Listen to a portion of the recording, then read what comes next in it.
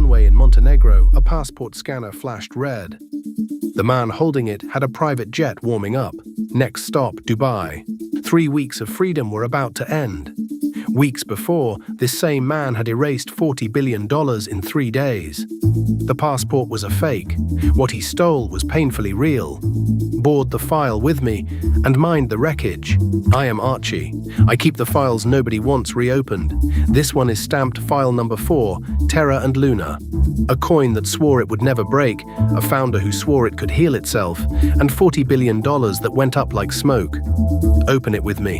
In 2018, a young Stanford graduate named Do Kwon co-founded a company called Terraform Labs. His partner was Daniel Shan, who had built one of Korea's biggest shopping apps.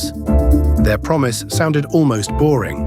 Build a digital dollar that would always be worth exactly $1. Boring is what money is supposed to be.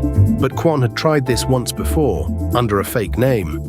Back in 2020, he helped run an algorithmic stablecoin called Basis Cash. Hiding behind a cartoon alias, Rick Sanchez. He kept the mask on to dodge regulators. He admitted that himself later. Basis Cash lost its peg and crashed below a single penny. He watched that machine fail with his own eyes. Then he built the same machine again, only bigger. That machine was Terra USD, UST for short. It was supposed to be worth exactly $1, always. But no vault of real dollars sat behind it. Instead, UST leaned on a second coin, Luna. The rule was simple: burn $1 of Luna to make 1 UST, or burn 1 UST to make $1 of Luna. If UST slipped below $1, traders would buy it cheap, burn it for Luna and pocket the difference, nudging the price back up.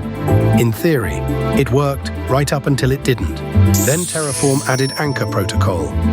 Deposit your UST here, it promised, and earn 20% a year. 20%. Your bank pays you almost nothing. A few pennies on $100.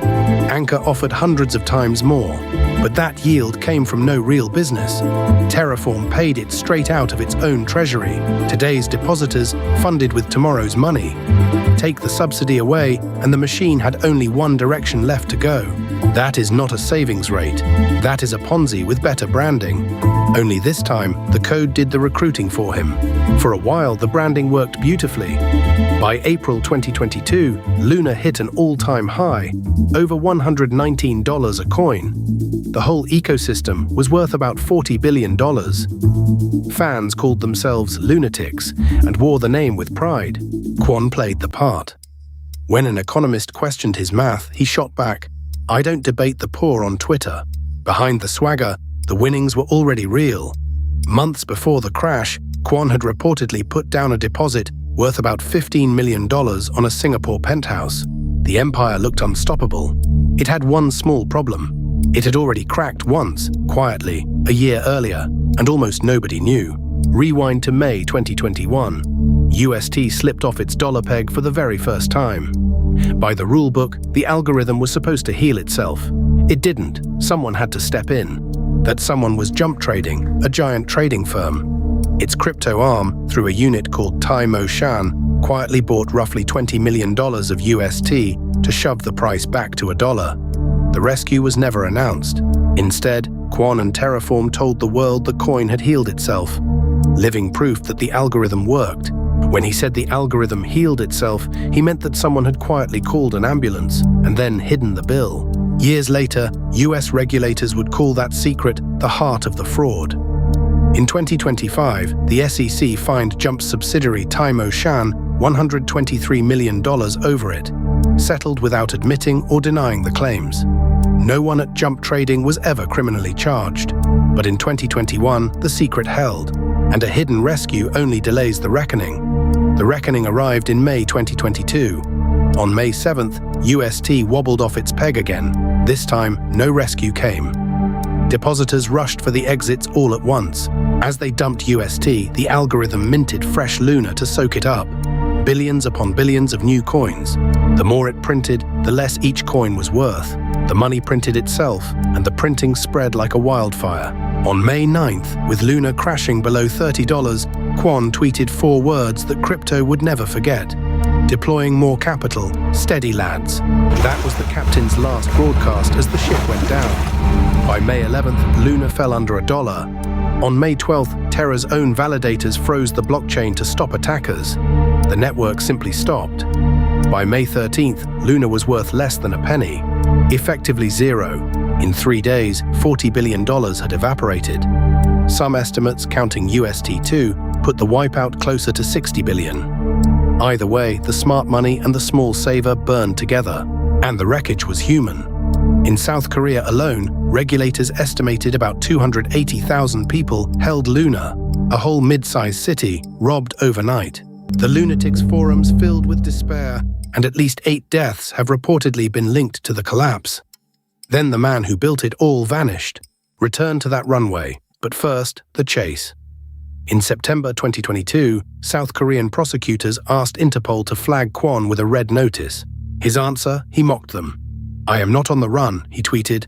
"I'm writing code in my living room." He was not writing code in his living room. 6 months later, on a March morning in 2023, police caught him at the airport in Podgorica, Montenegro, about to board that private jet to Dubai. In his bag, a forged Costa Rican passport and a fake Belgian ID as well. Interpol offices in 2 countries confirmed both were counterfeit.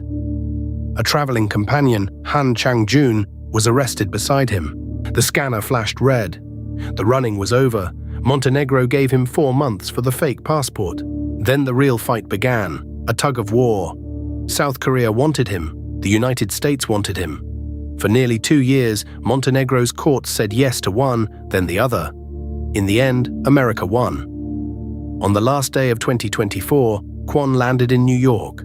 In August 2025, he stood in a Manhattan federal court and pleaded guilty to 2 counts. One conspiracy charge covering securities, commodities, and wire fraud, and 1 count of wire fraud.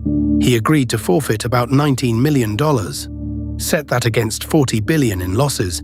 That is not $1 returned for every 2,000 lost.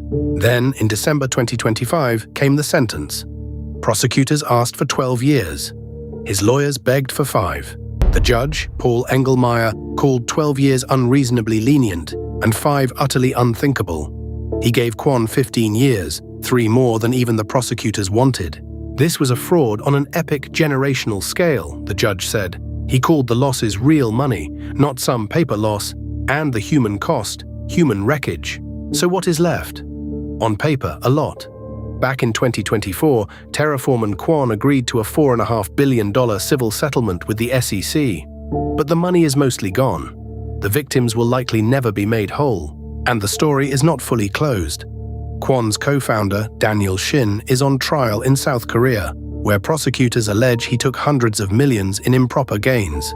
He has denied the charges and no verdict has come. Here is the lesson from file number 4. An algorithm cannot manufacture trust. When Kwon's coin sprang a leak, plugging it took real dollars, someone else's in secret. And real dollars, unlike promises, eventually run out. A number too good to be true usually isn't. Ask where the yield comes from, every time. Close the file. Somewhere on the shelf, another perfect promise is already waiting to break. I'll keep the light on.